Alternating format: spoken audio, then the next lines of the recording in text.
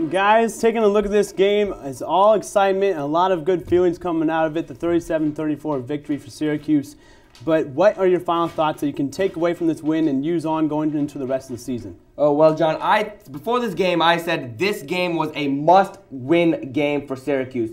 And it's silly. It's a third game of the season. But why is it a must-win game? Because it keeps fans interested in this team. If they lost this game, they were looking at 0-3. They would pick up a cupcake against Maine, but who would really come to the Maine game? And then you'd go into the Big East schedule and it'd be the same old Syracuse. It keeps the fans interested, and for that first game against West Virginia, you can expect a huge crowd, and that's going to give this team a huge boost.